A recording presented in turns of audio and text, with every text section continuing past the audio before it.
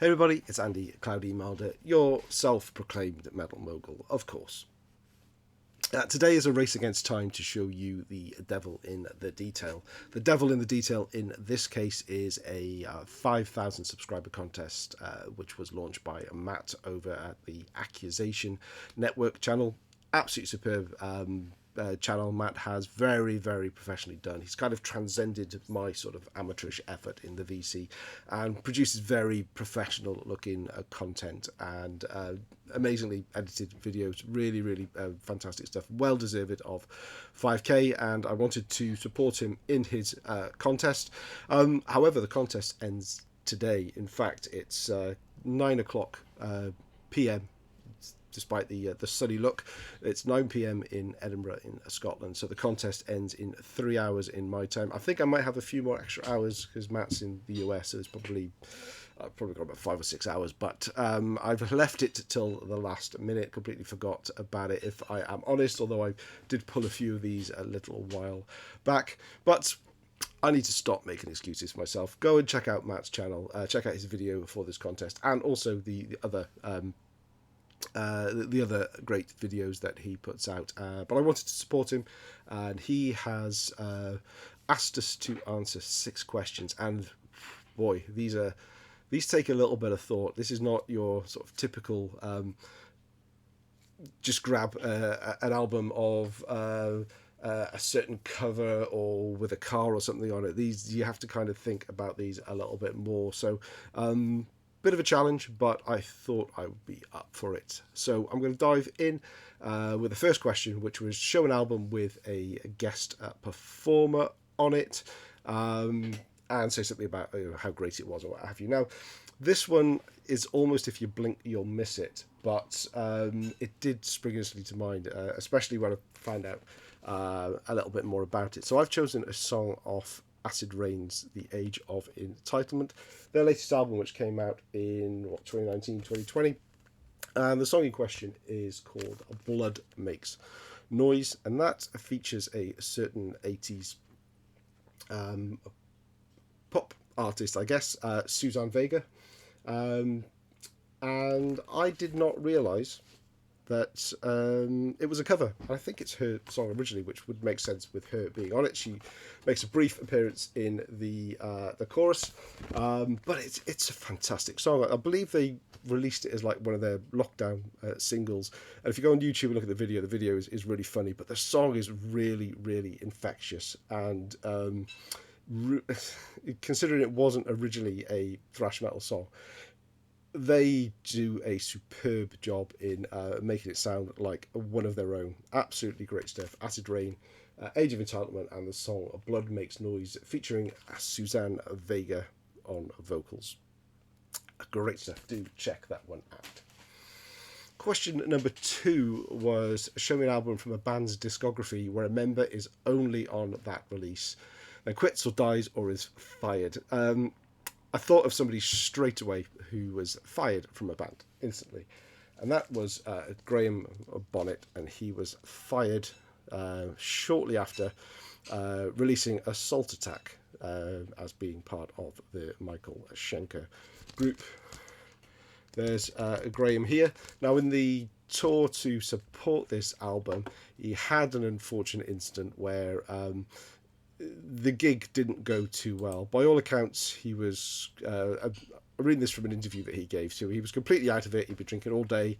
He had a bit of an argument with Michael. He had all the lyrics stuck on the stage, but then when the audience surged forward, all the lyrics got screwed up, and he screwed up the first song, so that wasn't the best start. But things got from bad to worse when he said, "My fly broke," he continues, "and out comes my penis. Because I don't wear underwear, out it popped. And I made it part of the act. Everybody was telling me to fuck off. I started swearing at the audience, and they were swearing back at me. And it didn't go down too well at all with Michael Schenker, as you can well imagine. So out of the band he went. He did obviously make amends, and a few years later, as Michael Schenker started celebrating decades of being in the industry, he did appear on Michael Schenker Fest. Now, You could argue. I know the question was only on one album, but this is Michael Schenker Fest rather than Michael Schenker Group. So I'm going to say it counts. This is more of a, they made amends, and this is a different band, obviously, because it's got Robin McCauley in it as well as Doogie White, and absolutely killer album. But this is MSF and not MSG that Graham Bonnet was originally fired from for making his Todger part of the act. Okay, question 3 was showing an album with an animal as a guest vocalist on it. So a non-human vocalist. I don't really call them vocalists, can you? But instantly this was sprung to mind. It's not metal, but it's still a rocking album. And this is the Ramones' Animal Boy, one of vastly underrated period of the Ramones in the 80s. This is when they Marky Ramone had been replaced by Richie Ramone on drums. And it may be this little fella, it may be this one here at the back, but the song 8-Man Hop starts off with a lot of monkey noises. The song itself is sung from the point of view of an 8-man. There's lots of ooga boogas and grunts, but 8 noises prevalent at the start. So that's my answer to that one. Guest vocals being a chimp. Question 4. Show an album that features a typical musical instrument from the genre. So not your usual drums, bass, guitars, keyboards, stranger instruments, nothing orchestral, because that's quite an easy one by all accounts. So I went with bagpipes and AC/DC High Voltage. It's a long way to the top if you want to rock and roll. Obviously AC/DC with their Scottish influences, the bagpipes are prevalent in that song, and it works really, really well. Now I live in Scotland, and we hear a lot of bagpipes, certainly in the tourist area of Edinburgh, and it can get a little bit much, but I still don't tire of hearing this album. Very much my favourite AC/DC album. So that's question 4. Question 5, an album whose members are from different countries. Not every member has to be from a different country, but at least 2 countries, he said. Well, I found 4 different ones on this one, I believe. And this is a band that is based in the UK. And they are a traditional heavy metal band. New wave traditional heavy metal band, if you want to call them. That's Neuron Spoiler, and this is their second album, Second Sight. Fantastic artwork. Now, Neuron Spoiler are a 5-piece. This was the lineup for this album. So on vocals we have J.R. Vox, and he was born in Trinidad and Tobago. We've got David Del Cid on lead guitar. He was originally from Honduras. Eric Tequila on bass. He's Mexican.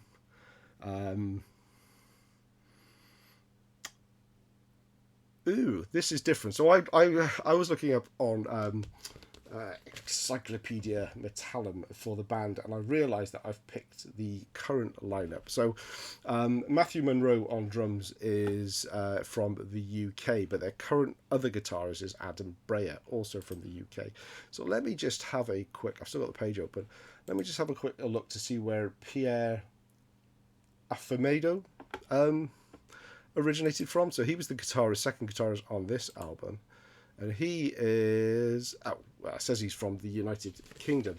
But then again, Metallum does say that their current bassist, Radek Koval, is from the UK as well, but I believe he's from the Czech Republic.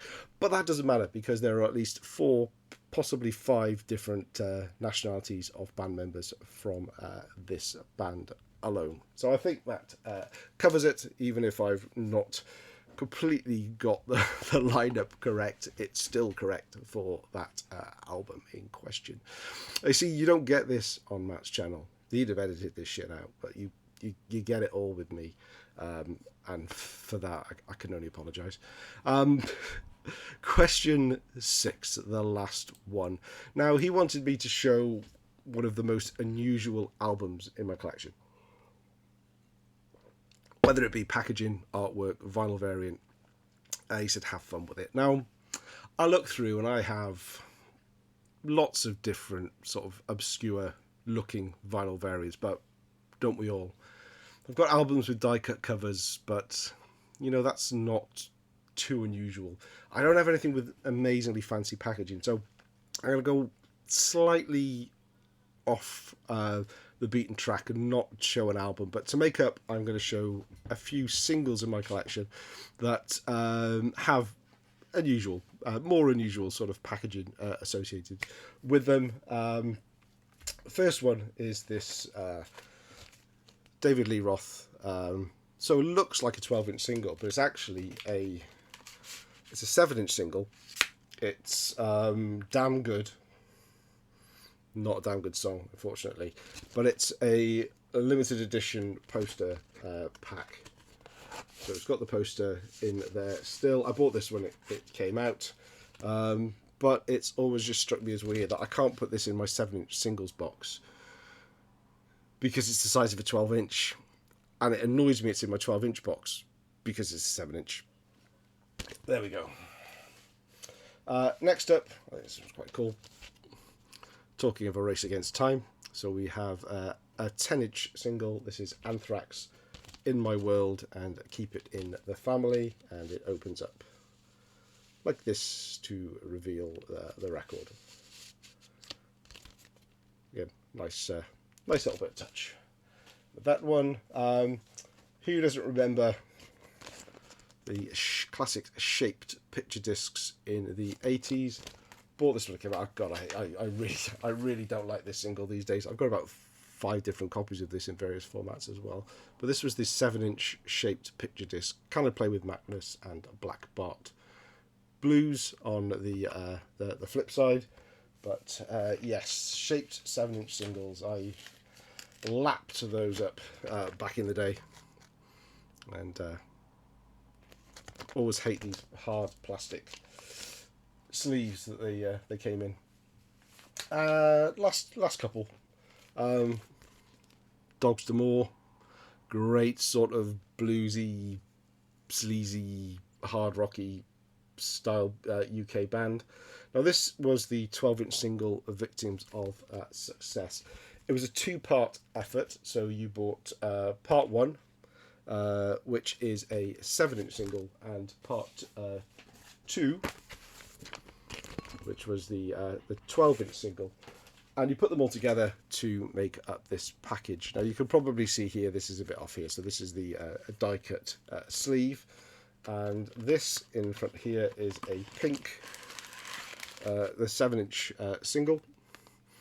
So the center ring is supposed to make up the picture if you can get it all lined up properly. And then when you open the gatefold, it does the same here, but the label isn't exactly lined, so you can't get the front and the back together. But it was up to this pretty cool. All the artwork used to be done by Tyler of Dogs D'Amour. And as you can see at the bottom, we've got the same effort here. But this is the 12-inch single at the back, which is on blue vinyl. And if I can twiddle that round, the label on the B-side carries on and shows the credits that we have here. So all in all, I've got 6 tracks, 2 versions of Victims of Success, probably the same version actually, a couple of live tracks, 4 live tracks in total. Yeah, nice little piece. In fact, all the Dogs D'Amour 12 inches always had something a little bit special, so I've been collecting those over the years and have most of them now. And how are we looking for time? We're just going to be around 15 minutes. The last one I want to show, I have shown this before, I've done a video, so if you haven't seen it, I will link below. Most people haven't, it wasn't that well watched. But this is a 10-inch a box set of Megadeth's Skin on My Teeth, which Let me show you what's inside. I'll show you briefly, and then I'll point you at that video if you want to see a bit more detail. It's a multi-part. So this didn't all come together. The 10-inch single came. There were 2 CDs versions of it, and there was a 7-inch single as well. And the box came with a board. So this all folds out to be a Megadeth board game, and you have to go around, and I think you have to help. I can't remember if you play a rodeo. I'm gonna have to watch that video again, because the video I tell you how to play the game, but it has all the game pieces. But the full set is a 10-inch single, 2 CD singles, and a 7-inch single, and they were all released separately. I don't know who back in the day when this came out would have been asked picking them all up, but I've picked them all up really cheaply individually and put them together to make up the box set myself. So it's a nice piece to have. Megadeth Skin of My Teeth, the board game, full board game edition. Oh, each of the single and the CDs, they all came with different bits of the game as well. So one of them had the game counters, one of them had like a when you can make a dice out of a spinny thing, and that was all, and you put them all together and you get the game. It's still all together. I haven't actually played the game as such, but as I say, I'll link that video and you can tell me what you think about it in all. But there we have it. That's my 6 questions. I better get this video uploaded. I'm on a deadline of about 3 hours time. Hopefully the internet will all play ball. But great contest, Matt. Really did get me thinking about what I could show in this one. Racked my brains on a few of these. If you've still got time, I thoroughly recommend you go ahead and make an entry. But if not, go and check out Matt's channel. Thanks for watching, and I'll be back again soon.